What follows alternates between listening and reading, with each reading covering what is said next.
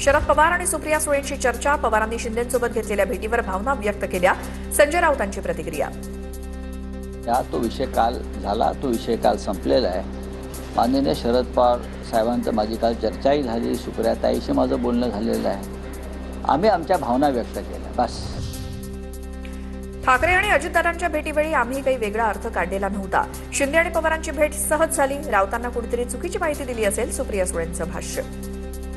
जी काही महाराष्ट्राच्या हितासाठीच कदाचित भेटायला गेले असतील असं आम्ही आमच्या मनाची समजूत काढली आणि आम्ही काही बोललो नाही. आणि एका सशक्त लोकशाहीमध्ये डायलॉग असलाच पाहिजे या मताची मी आहे. विधिमंडळाचं हिवाळी अधिवेशन 7 डिसेंबरला होणार. नागपूर येथे हे अधिवेशन होणार असून पावसाळी अधिवेशनाच्या समारोपावेळी घोषणा. नागपुरात 18 जुलैला ठाकरेंच्या शिवसेनेचं रामरक्षा आंदोलन. उद्धव ठाकरे स्वतः उपस्थित राहणार. संघाच्या बालेकिल्ल्यात राम मंदिर दान चोरी प्रकरणी ठाकरेंचं आंदोलन होणार.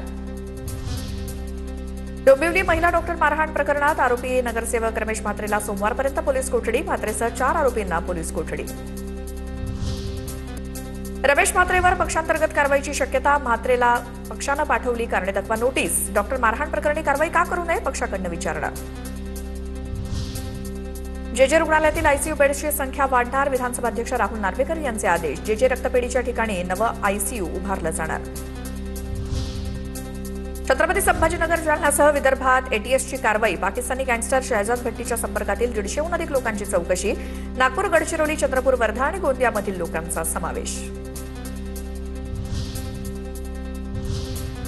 आता मोठ्या राजकीय घडामोडी बघूयात. शरद पवारांनी मोठ्या कष्टानं पक्षाची स्थापना केली. ते हयात असताना पवारांच्या पक्षाचे बाप पार्थ पवार आणि तटकरे कसं काय होऊ शकतात? संजय राऊतांचा सवाल. पवार साहेबांच्या पक्षाचे आईबाप पार्थ पवार, जय पवार, सुनेत्राताई पवार, सुनील तटकरे, प्रफुल्ल पटेल हे शरद पवारांनी स्थापन केलेल्या पक्षाचे आईबाप होऊ शकतात का? आणि बाप आहे ना अजून तिकडे सिलोरो. महाविकास नव्हे तर महाविनाश आघाडी. एकमेकांनाच आरोपीच्या पिंजऱ्यात उभे करतायत. राऊत आज शरद पवारांवरती तर उद्या ठाकरेंवरही आरोप करतील. भाजपच्या नवनाथ बन यांचा टोला. राऊत ज्या पद्धतीची भाषा वापरतायत, आज ते शरद पवार साहेबांना आरोपीच्या पिंजऱ्यामध्ये उभं करतायत. उद्या ते उद्धवजी ठाकरे आणि आदित्य ठाकरे यांना देखील आरोपीच्या पिंजऱ्यात उभं केल्याशिवाय राहणार नाहीत. नाशिकमधील ठाकरेंचे 10 ते 12 नगरसेवक शिंदे सेनेच्या गळाला लागण्याची शक्यता. प्रभागनिहाय 5 कोटींचा विशेष निधीचा आमिष दिल्याची चर्चा. तर शिंदेच्या शिवसेनेचाच रस्सीखेच. शिंदेसोबत कुठली बैठक झालेली नाही. ठाकरेंचे नगरसेवक केशव पोरजेंचं स्पष्टीकरण. नाशिकच नाही तर महाराष्ट्रातील अनेक नगरपालिका, नगरपंचायती आणि महापालिकेतील नगरसेवक शिंदेसोबत येण्यास इच्छुक. लवकरच त्याची प्रचिती येणार. मंत्री उदय सामंतांचा दावा. महानगरपालिकाच नाही तर महाराष्ट्रातल्या अनेक नगरपालिका, नगरपंचायत आणि महानगरपालिकेचे नगरसेवक हे माननीय एकनाथ शिंदे साहेबांच्या नेतृत्वाखालच्या शिवसेनेमध्ये येऊ पाहत आहेत.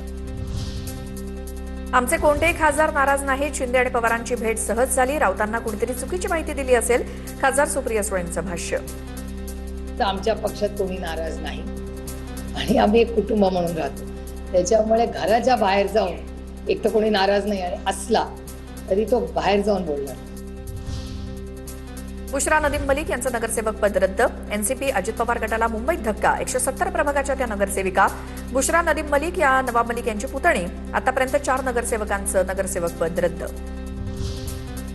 मुंबई पालिकेत भाजपचा आणखी एक नगरसेवक वाढणार. प्रभाग 138 मधील AIMIMचे नगरसेवक रोशन शेख यांचं सदस्यत्व रद्द.